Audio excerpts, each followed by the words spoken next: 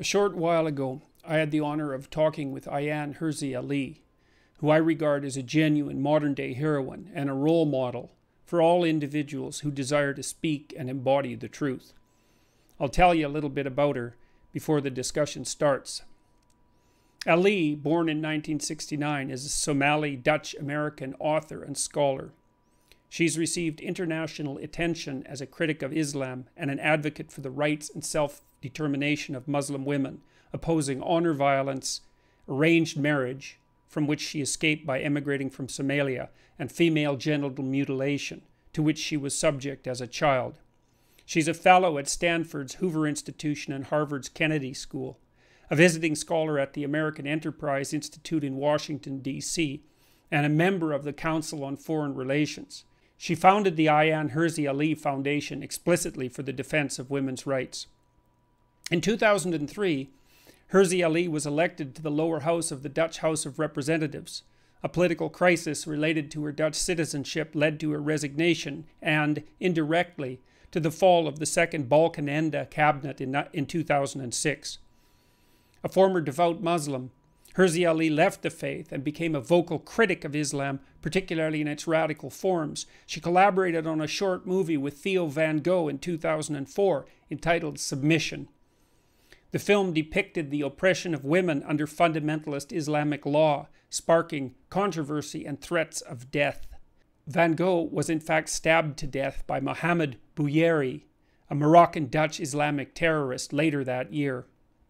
Hirsi maintains that, quote, Islam is part religion and part a political military doctrine. The part that is a political doctrine contains a worldview, a system of laws, and a moral code that is totally incompatible with our Constitution, our laws, and our way of life. Her best-selling and influential books include The Caged Virgin, 2004, Infidel, 2006, Nomad, 2010, and most recently, Heretic, 2015, where she calls for a reformation of Islam and the defeat of the Islamists. In 2005, Hirsi was named as one of Time magazine's 100 most influential people in the world. She's also received a free speech award from the Danish newspaper Jyllands-Posten, the Swedish Liberal Party's Democracy Prize, and the Moral Courage Award. Her critics accuse Ali of building her career on the denigration of Islam and Muslims, questioning her right to speak authoritatively about Islam and the Arab world, and portraying her as the embodiment of the Western colonial civilizing mission discourse. I guess you'll be able to render judgment on that yourself after watching our discussion. The first thing I'd like to say is thank you very much for agreeing to do this video. I'm very happy to be talking to you. I've been nervous about it all day, actually. Oh, please don't be nervous. Well, anything Nushin tells me to do. I see. Yeah. Okay. So, well, I sent you some questions the other day, and I thought that I would, first of all, ask you. I read your recent paper, the one that you wrote for the Hoover Institute, called The Challenge of Dawah. Yes. And so I thought maybe I'd ask you, if you would, to begin with, just to tell people, if you could give them a brief summary of what you were attempting to accomplish with that. That might be a good way to start. So what I was trying to accomplish was to get the attention of our society, especially the government, to the ideology that underlies the outbursts of terrorism, the misogyny against women, homophobia, this demand by Islamists who want to kill and eliminate all homosexuals, the outburst again, or the increase in anti-Semitism, the persecution of Christians, trying to kill people like me who are apostates, who are ex-Muslims, and draw attention to the venues where these ideas are disseminated. And these are in schools, it's in the mosque, it's in the madrasa, it's in the neighborhood. And it is authorities, imams, sometimes it's parents. These professionals who say that they are theologians, who are telling young people as young as kindergarten age how to hate and what to hate.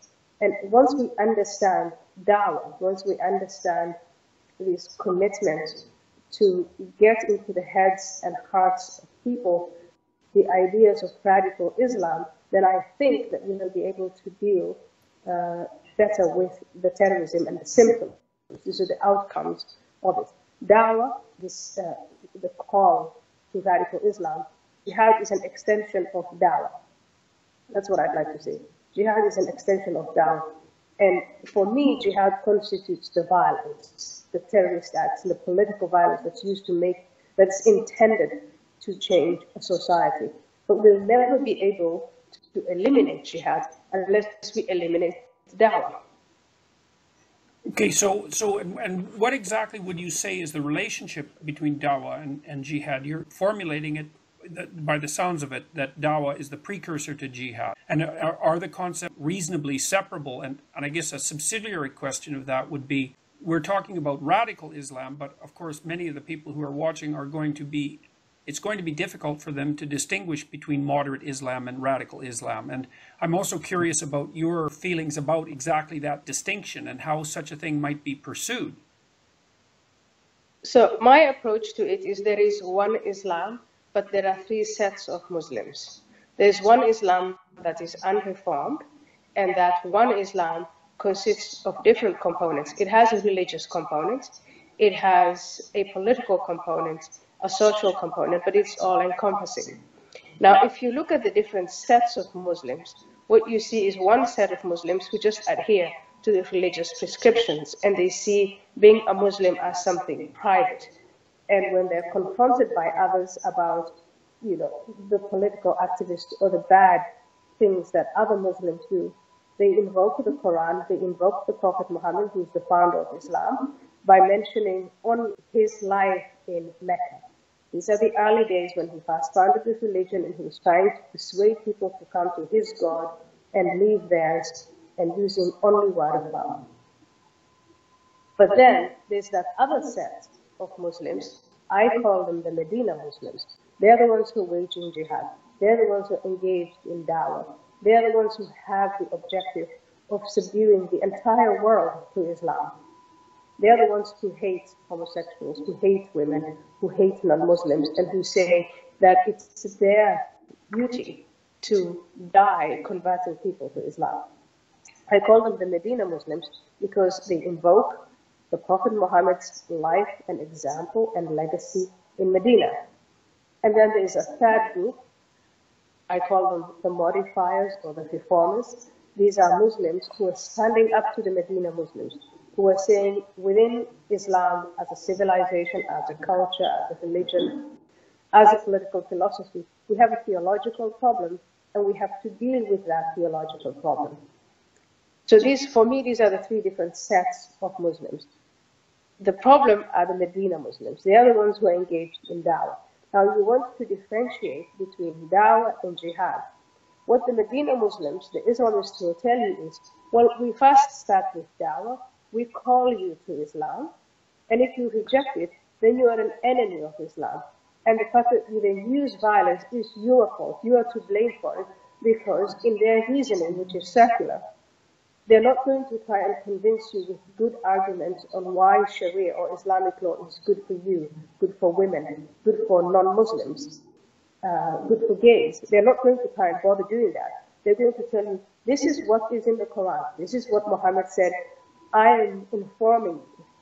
And if you refuse, and these steps to inform, to persuade, to call you, to invite you, then they apply force. And that force, the application of force, that is jihad. But jihad really, for Medina Muslims, means it's a holy war against non-Muslims. It is to convince non-Muslims to convert or die. Okay, so this status, there's this other status of purgatory, where you have to pay discriminatory taxes and lead a life of second-class, third-class citizens, if you will. Look at the Christians who live in Egypt, Christians who live in Pakistan, Christians who live in other Muslim-majority countries. It's that kind of status. So the Mecca-Medina distinction seems to be very, I would say, both complicated and problematic, because, tell me if I'm wrong, okay, because my understanding is that Muhammad spent most of the part of his life that was associated with the establishment of Islam in Medina and not in Mecca, and that it wasn't until he went to Medina that Islam actually became a force. So back in Mecca, although his doctrine appears to have been, let's say, more peaceful, it was also much less successful as both a religious and a political movement. So then he left Mecca, and I believe under pressure from the inhabitants, at least to some degree, moved to Medina, and then that's when Islam became more revolutionary and expansive. And so, what do you see? Now, I know that it isn't universally accepted among the Islamic community that Mecca-Medina distinction is a reasonable one to make, because, of course, the presumption is that there's an essential unity of thought across the doctrines. But given your interpretation, and I've read a similar interpretation among other people, what do you see as hopeful within the Islamic community with regards to bridging the gap between the earlier works, so to speak, of Muhammad and the later more revolutionary element of his actions and his faith? Is there a way that can be reconciled? Well, so dividing up Muslims into Mecca, a set of Medina, and modifiers, that's not, of course, an official distinction, or it's not accepted anywhere. You really want to get to, which individuals, which Muslims are at war with us, and should we be worried about it? What about the vast majority of peaceful Muslims? What about these other Muslims who are speaking up? What kind of labels do you want to give them? If you study the works of the Islamists, what you will notice, I was raised as a Muslim, what I notice, the first thing that I notice is that they're selective. And in their selection to justify their actions, they barely invoke Mecca or Muhammad's legacy in Mecca.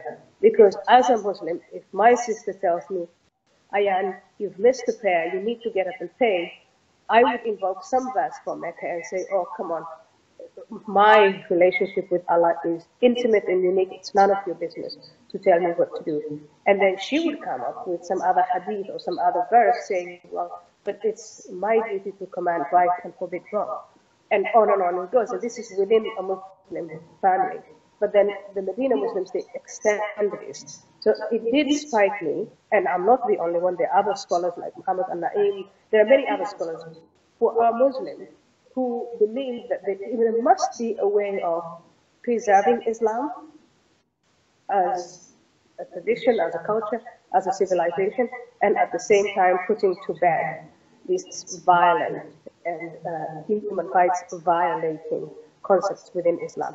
Now, if you try and do that, then you're going to make a list of all the concepts, the decrees that we really don't have any problem with, like people being told to pray 5 times a day, or visit Mecca, or fast in the month of Ramadan, and all sorts of religious rituals. I really don't have a problem with that. And when I look at where all of that's concentrated, that's in Mecca. It's in the early days. In Medina, as you said, then it turns into a political philosophy. It becomes a military creed. Muhammad wages wars, he leads them, and he lets others lead. And that's exactly when Islam becomes successful. And the Islamists of today are trying to emulate that path. And they say so explicitly, they write it, and they're proud to be, to be emulating Muhammad in this way. So that's, I think, where you say, the Mecca-Medina is problematic. I think any kind of classification that you apply in the social sciences has its problems. But this one sort of simplifies because it focuses our attention where it should be. Right. Okay, so you see this as an externally applied category system, essentially, that's useful. Yes. That's useful for outsiders who are trying to assess the situation to determine who it is that you're dealing with that might be regarded as an ally and who it is that you're dealing with that might be regarded as a foe, so to speak. And that would be on the more militant end of things. Is that's a reasonable way of looking at it? That's reasonable. That's a reasonable way of looking at it. But also, if you take the moderate versus extreme classification or categorization that has become commonplace, it doesn't tell you. When we look at moderate, we think of people who are not using violence. Whereas if you look at Medina, you will see that there are hundreds of thousands of Muslims who do not apply violence now, but who do preach violence. And they do preach the Medina legacy. And they Right. believe that Sharia should be instituted. And in places where you get a majority of these non-violent Medina types, then suddenly they start applying and enforcing Sharia law. So I think the terms moderate and extreme are just not good enough. They don't cover Right. Well, and they don't also seem to bear any relationship to the internal dynamics of the faith itself. So that's also problematic. Okay, exactly, and it does that because you have to keep going back to the theology. You have to keep going back to the internal debates among Muslims on how to move on and how to relate to the rest of the world.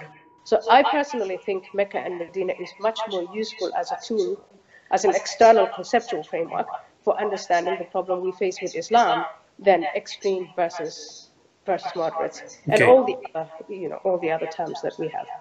Okay, so let me ask you another question about that then. So, see, one of the problems that I've had, because I've been trying to look at the potential for a true relationship between Islam and Christianity, to the degree that I understand Islam or Christianity, which, of course, there's plenty to understand about both, so it's no easy thing to manage. But there is this claim as well that's widespread and rather vague that Islam is, in essence, a religion of peace. But when I look at the historical data, say, stemming from the Medina time, and then moving forward, and the fact that Muhammad was definitely someone who engaged personally in warfare and in expansionist warfare, it's not an easy thing for me to make the leap to comprehending or being able to accept the claim that the fundamental doctrines of Islam are peaceful.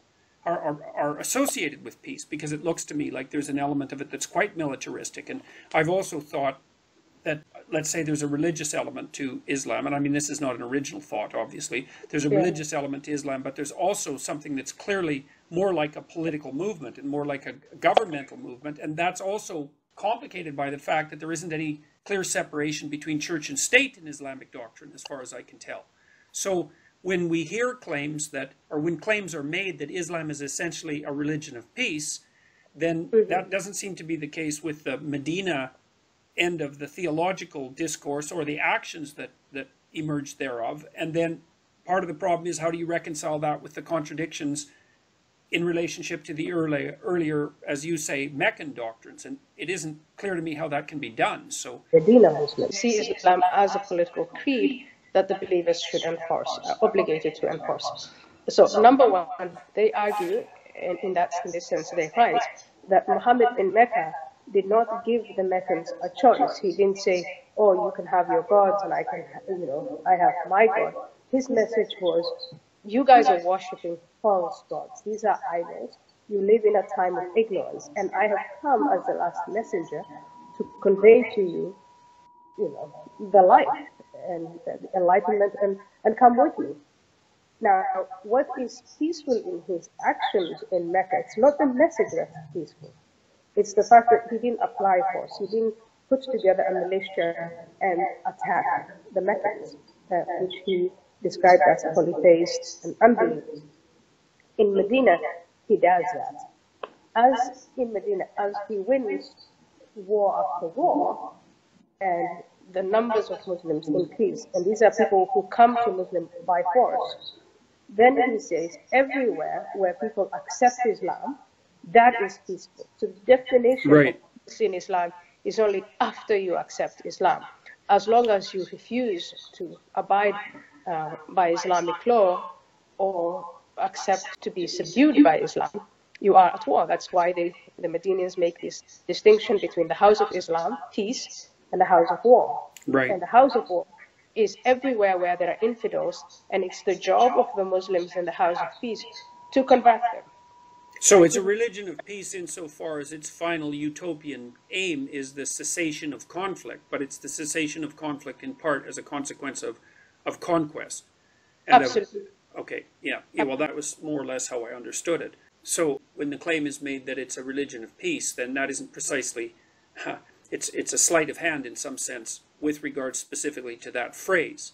There are individuals, the ones I describe as Mecca, who are saying, when they say Islam is peace, what they really want to say is, I am a peaceful individual and I have no problems with other religions, and I do not want to be engaged in any politics of any sort or to link politics with religion.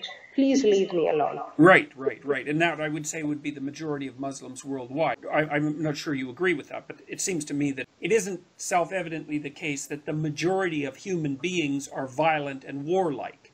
And so my sense is that given the essential peacefulness of most people, they're going to take a look at the Islamic doctrine and extract from it those elements that are supportive of that more individual peace. But that still leaves open the question of exactly what the doctrine means as a set of motivational principles. And that seems to be a big part of the current problem, and also the need for current discourse. What I would hope is that it would be possible to undertake a dialogue with Islam, let's say between Islam and the West, or between Islam and Judeo-Christianity, and to find within Islam itself the seeds that would enable that dialogue to occur, so that some sort of long-term negotiated conceptual and practical peace could be attained. But the more I've read about Islam, the more difficult it is for me to understand how that might be managed, especially because of its, well, because of the warlike tradition that emerged from Medina and then moved outward at a staggering rate from that. And also the thing that's quite disconcerting to me, I mean, it's not like Christianity hasn't been rife with internal divisions like that between the Protestants and the Catholics, but I mean, it also was the case that what you might describe as the civil war that's been occurring within Islam more or less started, as far as I can tell, more or less started the day that Muhammad died, and has never stopped since then. And that also seems to be, well, obviously it's a problem for the Islamic community itself, but it also seems to be a problem, an increasing problem for the West, because we can't not be tangled up in that. Yeah, we have to share the planet with 1/5 of humanity, and it's very clear that things have to change, and that it is the duty of Muslims to change the theological underpinnings of their religion. And as far as I'm concerned, this is being pushed by those that I call reformers or modifiers. Yeah. And these are individuals, maybe now a little bigger. There are groups, they are forming groups, and maybe even being led by some nation states, the leaders of countries, who are pushing for that change. The big question is, are they going to agree on what to change? So what is inbuilt into Islam is this idea that you cannot argue with God. You cannot unsubmit and edit the Quran. And it's the same thing, you know, Muhammad is seen by Muslims as infallible, as somebody who never made a mistake. So it's an uphill battle for those Muslims inside Islam who are seeking modernization, who are seeking reform, to agree on, you know, how to edit God, how to persuade Muslims to accept a truly peaceful, and a truly tolerant idea of religion that separates religion from politics, respects the rights of women, respects the rights of people of other faiths, and people within Islam who want to leave their faiths. So how do you get the theological underpinnings for that? That's the big battle within Islam. Well, yeah, and the danger there too is that, I mean, when that sort of thing is attempted, often reform from within a religious community, one of the dangers there is that instead of reforming it peacefully, all you do is add another sect to the conflict. Yeah, for us secular people, it seems from a distance, it seems kind of easy to say, well, why don't they just separate religion from politics? And then people who want to be religious, they can be religious. But to look at it that way is simplistic, because then you get people who want to be religious, this Medina subset, who want to say, for a Medina Muslim, an expression of his Muslimness is to convert you to Islam. To kill me as an apostate. It's to get women to cover up. It's to keep warning us about life after death and all of that.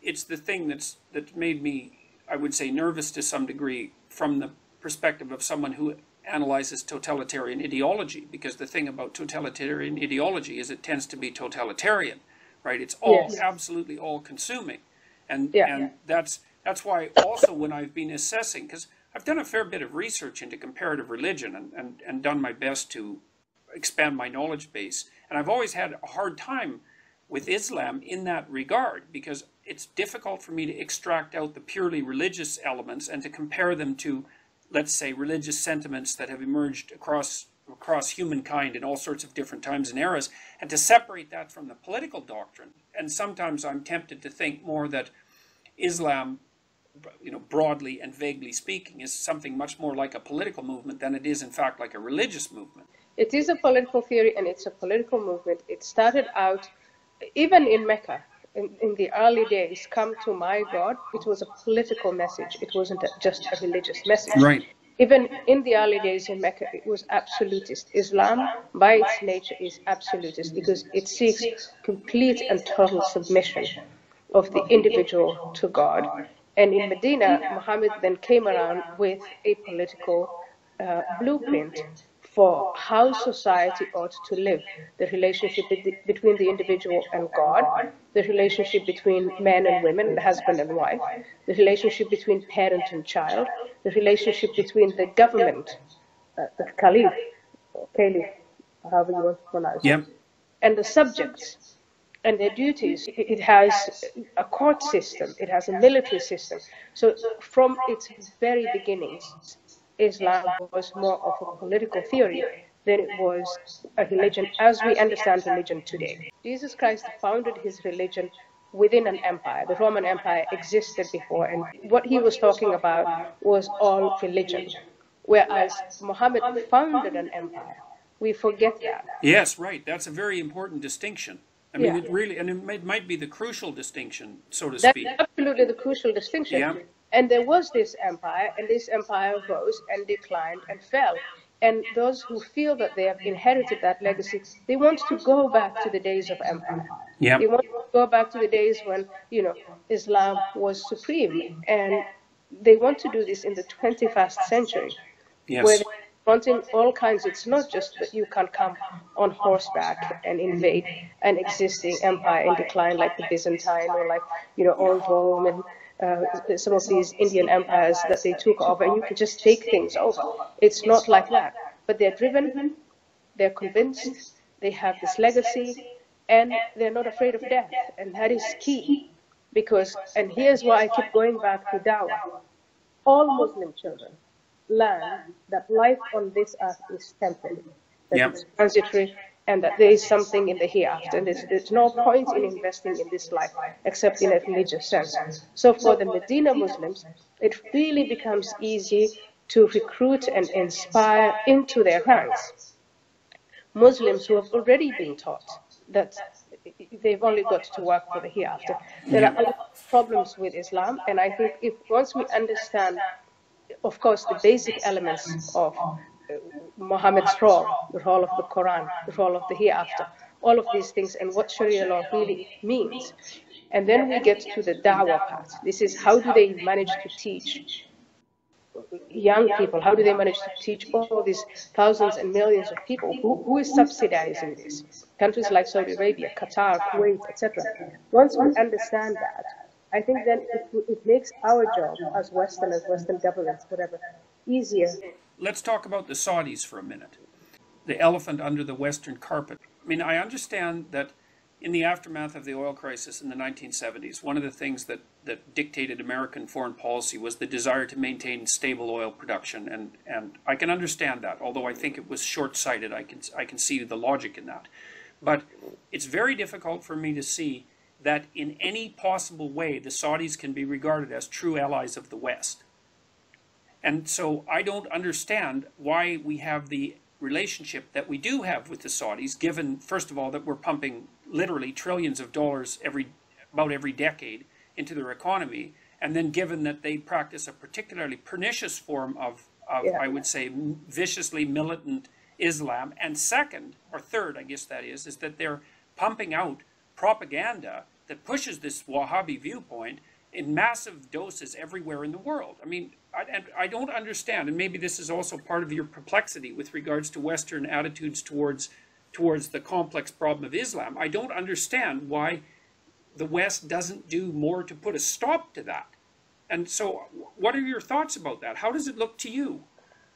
I'm perplexed. I believe that the Saudis have put the United States and other Westerners under their spell, and someone has to come along and break that spell. I mean, I agree with everything you said. within Saudi Arabia, there are, I believe, at least three forces.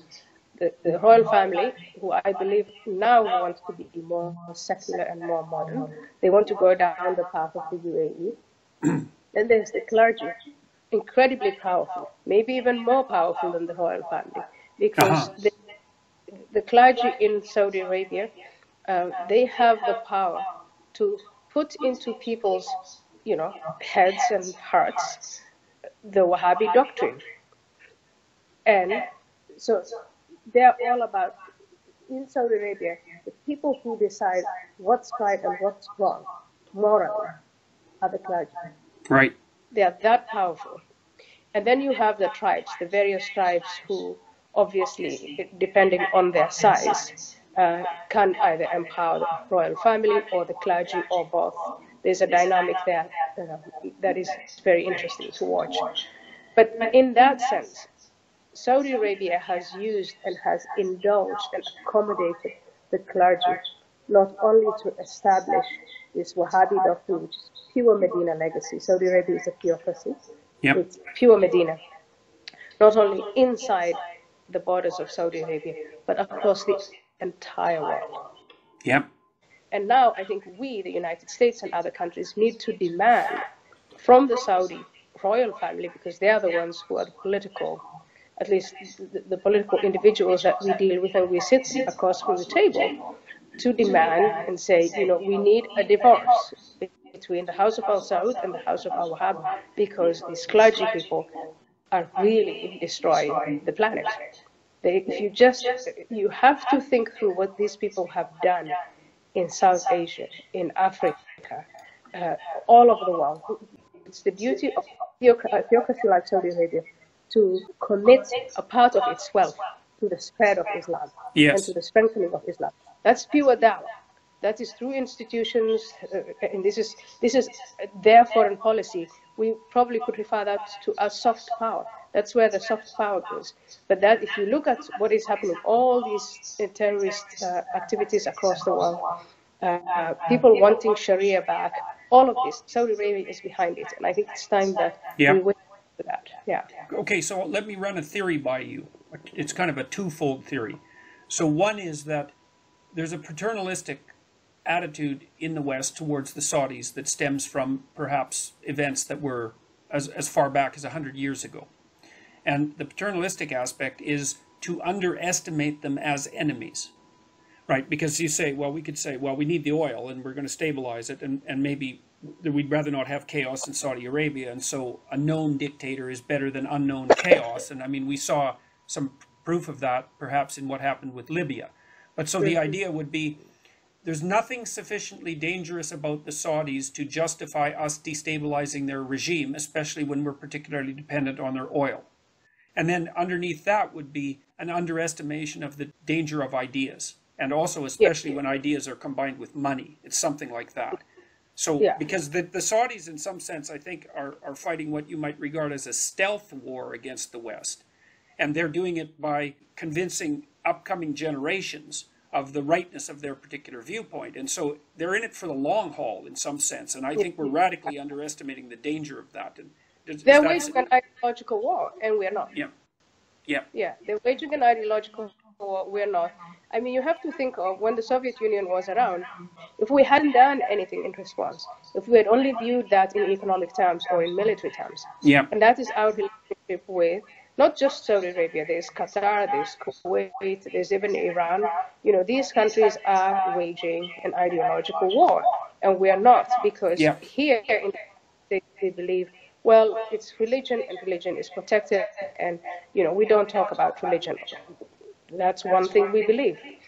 We're under the spell of these incredibly charming Saudis that come to attend our universities, that have their embassies here, and that do business with us, and that reassure us that they're more westernized than we are. Yeah, well, you can tell that by how they treat their women. So in a way, I think I just keep going back and say we're under some sort of spell, and at some point, someone has to come and break that spell. Yeah. Through more globalization, through as Saudi Arabia opens up to the world economy, we really see with our eyes what goes on inside their own country and inside, just not Saudi Arabia, all these other countries.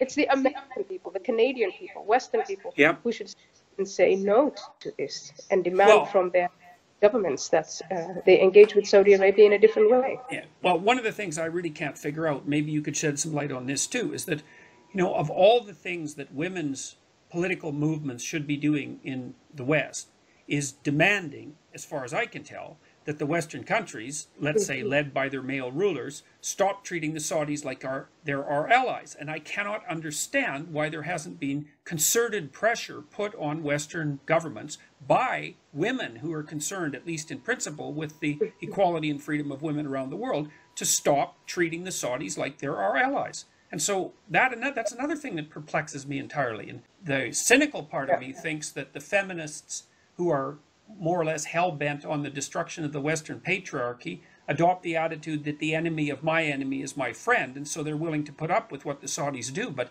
I don't think that's a sufficient explanation. So, you can view our culture, so to speak, a little bit from the outside position, because you moved in as an immigrant, and that gives you a viewpoint that it's much more difficult for someone within it to share. And so, what do you see as driving the absence of pressure, let's say, from women on governments in relationship to these, I would say, reprehensible dictatorships?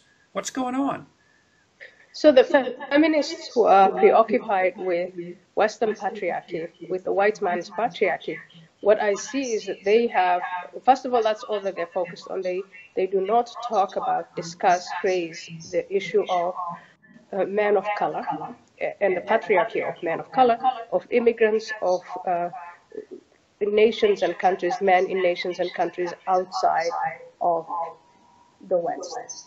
Number two, these feminists have also bought into the identity politics, they've bought into cultural relativism, they've bought into multi-culturalism, and all these things are bad for women, bad for Western women, and bad for all women. So if you believe, take multiculturalism for instance, that all cultures are equal, and that one person of one culture, the white culture, should have nothing to say about the culture of Islam, or,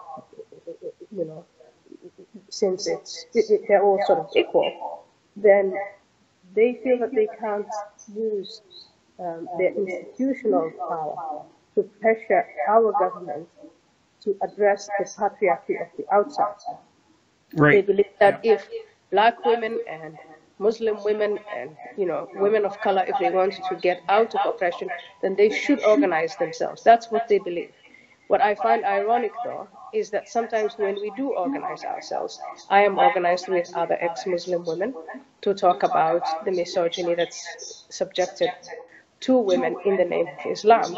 I get it from white feminist atheists, and that to me is the biggest puzzle ever.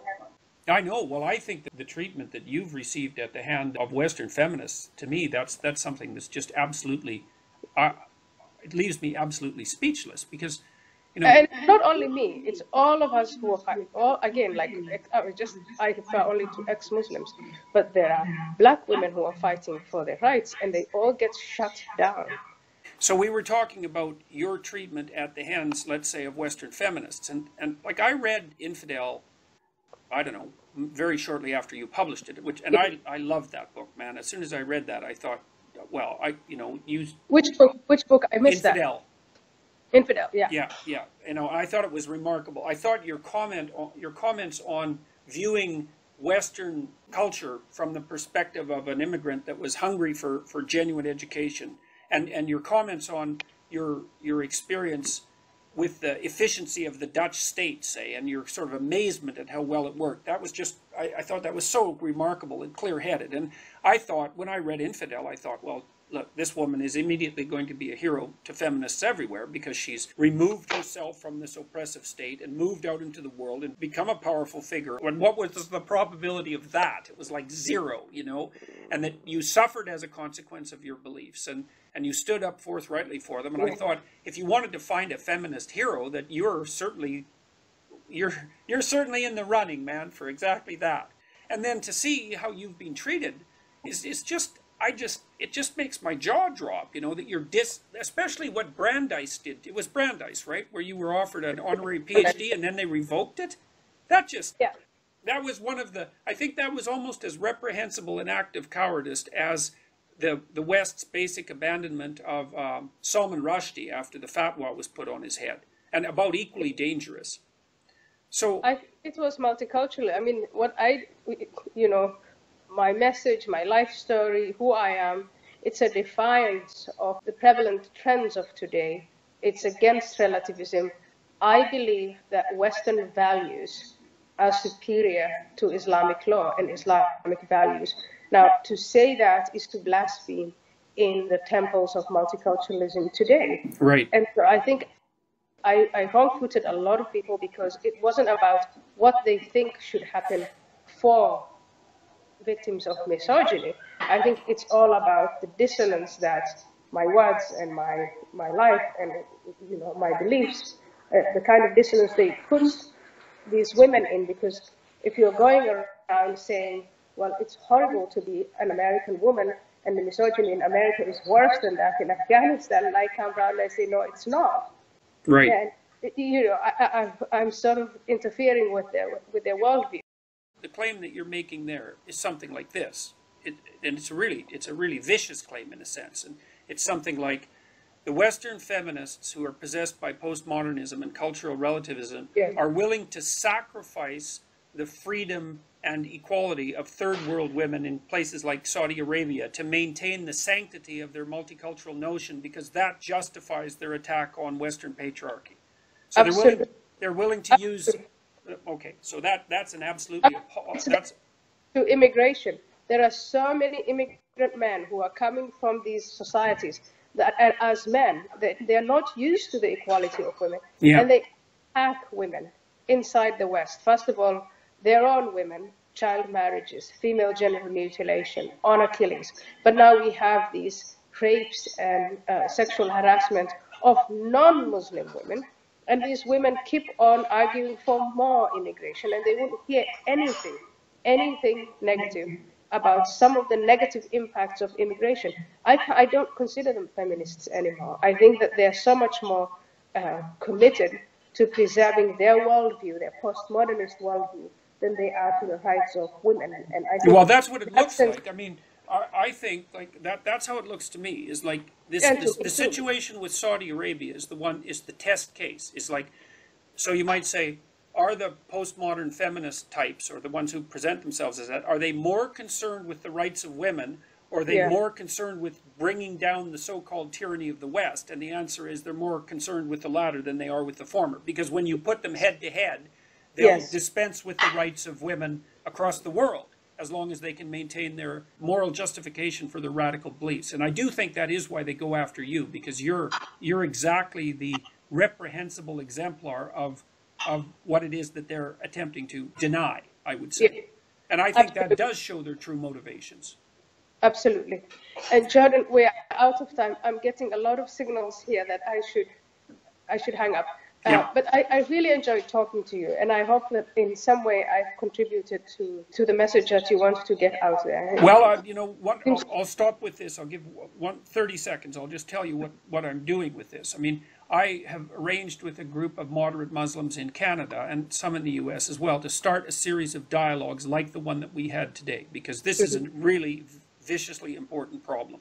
And so I want to use this as the opener for that. I would like to go after this issue of whether or not a real dialogue could be begun between the Judeo-Christian West and the Islam world, with some hope of not having all of this devolve into endless and continual warfare, because as far as I can tell, that's where it's headed.